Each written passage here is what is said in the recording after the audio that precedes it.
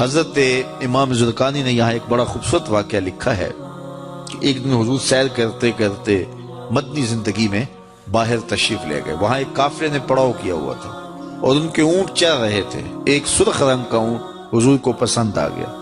قافلے والوں سے پوچھا اس اونٹ کو بیچتے ہو؟ انہوں نے بیچنا تھا یا نہیں بیچنا تھا. حضور نے پوچھا تو کہا ہاں بیچتے ہیں. میرے شیخ کہتے ہیں میں دل ویچا میں جگر ویچا جے پیارا محمد آ جاوے نہیں میں اپنا سارا کر ویچا جے پیارا محمد آ جاوے. انہوں نے بیچنا تھا یا نہیں؟ کہا جی ہم بیچتے ہیں. اچھا کتنے کا بیچتے ہو؟ کہا جی اتنے کا. سودا طے ہو گیا. حضور نے فرمایا کہ میں کوئی تاجرانہ غرض سے تو آیا نہیں تھا کہ میں قیمت ساتھ لے کے آتا. میں تو سیر کرتا ادھر آ نکلا اور تمہارا اونٹ مجھے پسند آ گیا اور میں نے اس کا سودا کر لیا. ایسا کرو کہ اونٹ مجھے دے دو اور میں شہر جا کر کے اپنی اس کی اونٹ کی قیمت تمہیں بھیج دیتا ہوں. انہوں نے کہا میں منظور ہے. حضور نے اونٹ پکڑا اور چل دیے.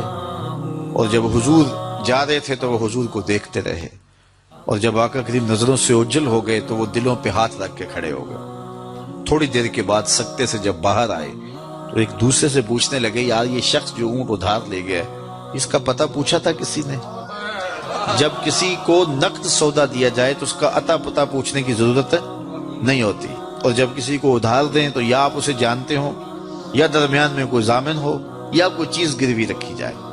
اور کہا ایک شخص آیا تم نے اس کو اونٹ دے دیا اس کا پتہ بھی نہیں پوچھا, اس نے کوئی درمیان میں ضامن میں نہیں دیا, تم نے کوئی شے بھی گروی نہیں رکھی اس کی, تو یار تم سب کی عقل پہ پردہ آ گیا, اس کا پتہ تو پوچھ لیتے, قیمتی اونٹ لے گیا.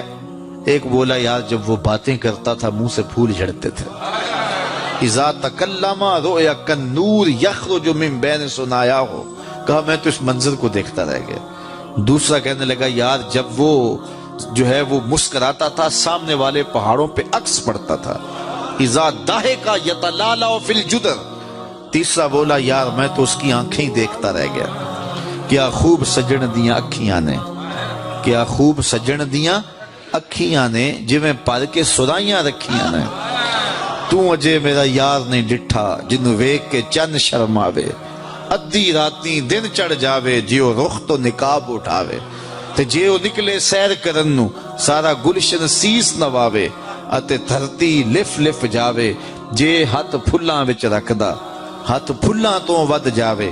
نین نشیلے مست رسیلے وچ سونا کجل سہاوے. اکھ اگڑے تے انج پیا جاپے جویں میں خانہ کل جاوے. توبہ توبہ حسن سجن دا چال نہ چلی جاوے. بجلی ڈردی لشک نہ مارے متا بے ادبی ہو جاوے. تے جے او کھولے پیچ زلف دے اتے راہی راہ پل جاوے. توبہ توبہ حسن سجن دا چال نہ چلی جاوے. علم خدا نے اینا دتا عقلاں وچ نہ آوے. عقل خدا نے اینی دتی علماں وچ نہ آوے. کی اعجاز نظر وچ او دی جو آوے وک جاوے. خلق او دے نے مولئی دنیا کوئی ورلائی جان بچاوے. آزم ایڈا سونا ماہی سانو کدرے نظر نہ آوے. انہوں نے کہا جو بھی ہوا تم اس کے حسن میں کھو گئے اور وہ قیمتی اونٹ اپنے حسن کا جادو جگا کے تم سے ہتھیا کے لے گیا. امام زرقانی لکھتے ہیں جب انہوں نے یہ کہا نا کہ قیمتی اونٹ ہتھیا کے لے گیا تو اب تک خاموش بیٹھی خیمے کے پردے کی اوٹ میں بیٹھی قافلے کے سردار کی بیوی نے خیمے کا پردہ سرکایا اور ان سے مخاطب ہو کے بولی انا ضامنۃ لسامان جمالکم لا یغدر بکم. خبردار اس کے خلاف کوئی بات کی تو اگر وہ قیمت نہ دینے آیا تو مجھ سے لے لینا, میں اس کی ضامنہ ہوں. انہوں نے کہا اچھا تو اسے جانتی ہے؟ کہا واللہ میں بھی نہیں جانتی. تو کہا پھر ضمانت کیسے دے رہی ہے؟ کہا جب تم سودا کر رہے تھے خیمے کی اوٹ سے میں نے اس کا چہرہ دیکھا تھا اور جس کا چہرہ اتنا سونا ہو وہ جھوٹ بول ہی نہیں سکتا ہے. تھوڑی دیر گزری تو حضور کے غلام آ گئے کہ کون ہیں لوگ جن سے ہمارے آقا نے اونٹ خریدا تھا. انہوں نے کہا ہم لوگ ہیں. کہا یہ حضور نے کھجوریں تمہاری ضیافت کے لیے بھیجی ہیں اور یہ تمہاری قیمت ہے. انہوں نے کہا قیمت بعد میں دینا, ہم تو خود بک گئے ہیں, ہمیں پہلے بتاؤ وہ پیارا رہتا کہاں ہے. تو کہا یہ نخلستان مدینہ جو سامنے دکھائی دیتا یہی ڈیرے ہیں اس محبوب کے. تو امام زرقانی لکھتے ہیں سارا قبیلہ, اس قبیلے کا نام تھا وفد طارق, وہ سارے کا سارا وفد طارق اٹھا اور مدینہ المنورہ پہنچا اور حضور کے قدموں میں جا کے بیٹھ گیا. تیری تک کے ادامہ میں مرید ہو گئے. تو چہرہ اتنا خوبصورت تھا, اللہ اکبر, دیکھنے والے کہا کرتے ہیں اللہ اللہ، یاد آتا ہے خدا دیکھ کے صورت تیری۔ تو کسی سے اگر پیار اس لیے کیا جاتا ہے کہ وہ سونا بڑا ہے، تو پھر آؤ نا اس سے پیار کیجئے جو اتنا سونا ہے کہ پیر مہر علی بول کے کہنے لگے، مکھ چند بدر شاہ شانی ہے، متھے چمک دی لاٹ نورانی، کالی زلف تے اکھ مستانی ہے، مخمور مد بھریاں۔ اعلیٰ حضرت بریلی سے بول رہے ہیں، ذرا لہجہ دیکھیے کتنا خوبصورت ہے۔ بلبل نے گل ان کو کہا، بلبل کی منتہائی پرواز تو یہ کسی کو پھول کہہ دے، وہ پھول سے آگے تو سوچ نہیں سکتی، لیکن اس نے بھی پھول کہہ دیا۔ بلبل نے گل ان کو کہا، قمری نے سروے جاں فضا، حیرت نے جھنجھلا کے کہا یہ بھی نہیں وہ بھی نہیں۔ خورشید تھا کس زور پر، کیا بڑھ کے چمکا تھا کمر، بے پردہ جب وہ رخ ہوا یہ بھی نہیں وہ بھی نہیں۔ وہ حسن دیا اللہ نے اپنے محبوب کو۔ تو کسی سے اگر اس لیے پیار کیا جائے کہ وہ سونا بڑا ہے، تو مجھے بتاؤ کہ حضور جیسا سونا زمانے میں کوئی ہو سکتا ہے؟ اللہ اکبر، سارے حسن حضور کے قدموں سے پھوٹتے ہیں۔ اور مجھے اتنا اچھا لگتا ہے یہ شعر اعظم چشتی مرحوم کا، کہ اس نے پتہ نہیں کہاں بیٹھ کے یہ شعر لکھ دیا کہ سمجھا نہیں ہنوز میرا عشق بے ثبات، سمجھا نہیں ہنوز میرا عشق بے ثبات، تو کائنات حسن ہے یا حسن کائنات، تو کائنات حسن ہے یا حسن کائنات۔ تو اگر کسی سے اس لیے پیار کیا جاتا ہے کہ وہ خوبصورت بہت ہے، تو پھر بتاؤ حضور کے حسن، یاد حضور کے چہرے کا جمال اور رنگ اور شان تو پھر حضور کا چہرہ ہے نا۔ حضرت میمونہ بنت کردم رضی اللہ تعالیٰ عنہ فرماتی ہیں کہ مجھے حضور کی زیارت کا شوق ہوا تو میں اپنے والد گرامی کے ساتھ حضور کی زیارت کے لیے حجۃ الوداع کے موقع پہ میں حج کے لیے گئی، اور حضور سواری پہ بیٹھے تھے اور میں اپنے والد گرامی کے ساتھ حضور کی قربت حاصل کرنے کے لیے اور حضور کی زیارت کے لیے پہنچی۔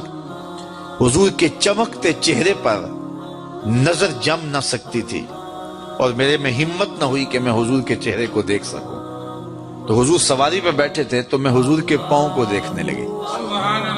فرماتی ہیں کہ حضور کے انگوٹھے کے ساتھ والی جو انگلی تھی، اس کا قد باقی انگلیوں کی مناسبت سے لمبا تھا۔ فرماتی ہیں ما نسیتو فی ما نسیتو طولا اصباحو، کہتی ہیں کہ آج تک اتنا عرصہ گزر گیا ہے، حضور کی مبارک انگوٹھے کے ساتھ والی انگلی کا حسن ہی میری نگاہوں سے زائل نہیں ہوتا۔ یار جس کی انگلی اور جس کے پاؤں کا حسن اتنا ہے، اس کے چہرے کی جمال کی کیفیت کیا ہوگی؟ وہ کسی شاعر نے کہا تھا نا کہ قدموں پہ جبیں کو رہنے دو، چہرے کا تصور مشکل ہے۔ قدموں پہ جبیں کو رہنے دو، چہرے کا تصور مشکل ہے، جب چاند سے روشن ایڑی ہے رخسار کا عالم کیا ہوگا؟ جب چاند سے روشن ایڑی ہے رخسار کا عالم کیا ہوگا؟